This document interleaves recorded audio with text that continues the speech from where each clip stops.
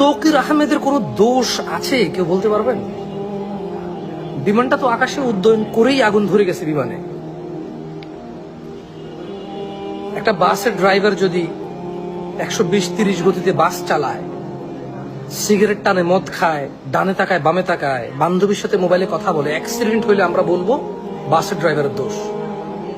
কিন্তু একটা 100 বছর, 50 বছর, 80 বছর পুরনো একটা বাসের মধ্যে বসছে, যার ইঞ্জিনে কাট কাট কাট করে সাউন্ড করে, শব্দ করে, শুধু বডি টুকুর অংশং করে দিয়ে দিছে, ব্রেক কাজ করে না বা করে না, মাত্র নতুন ঠিক করছে, ইঞ্জিন অয়েল ঠিক করছে, বাসের মানে মানে কি একটা যা তা অবস্থা। তারপরে আবার বাসের এখানে টেস্ট ড্রাইভ চলতেছে যে তুমি 80 কিলোমিটার বেগে চলতে হবে, তুমি ঢাকা শহরের অমুক রাস্তা দিয়ে চলতে হবে, এছাড়া তোমার কাছে পরীক্ষা দেওয়ার কোনো রাস্তা নাই।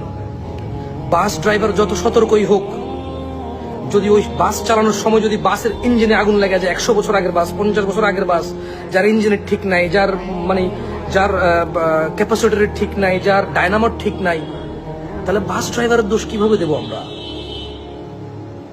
রাষ্ট্র ছোট্ট ছোট্ট কোমলমতি অনেকগুলো ভবিষ্যৎ হারিয়েছে তা না, রাষ্ট্র বর্তমানও হারিয়েছে। এ রাষ্ট্র যে ভবিষ্যৎ হারাইছে তা না। বাংলাদেশে কতজন পাইলট আছে? একটা তৌকির আহমেদ হতে তো অনেক সময় লাগে। এমন ছেলে যে দেখেছে বিমানে আগুন লেগেছে, নিজে ইজেক্ট করে নাই, বের হয়ে যায় নাই, মাথায় নিজের জীবনটা আসে নাই, এ ধরনের উদার কতজন মানুষ রাষ্ট্র এই বাংলাদেশে আছে?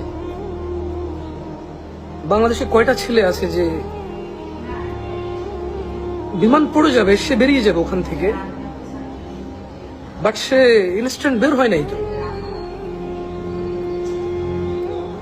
মানুষকে ভালোবাসার মতো মানুষ বাংলাদেশে কতজন আছে যারা ওই স্কুলে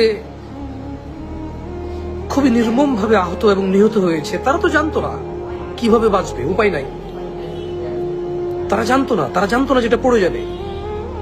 যখন বিমানে আগুন লাগছে, তৌকির আহমেদ তো এটা জানতো এখান থেকে কিভাবে ইজেক্ট হয়ে বের হয়ে চলে যাওয়া যায়।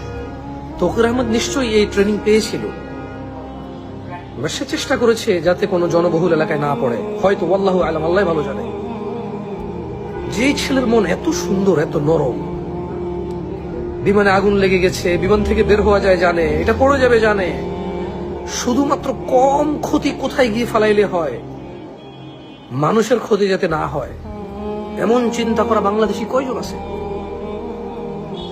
ছোট ছোট বাচ্চাগুলো তো জানতো না how to save there selves, তারা জানতো না যে কিভাবে আমরা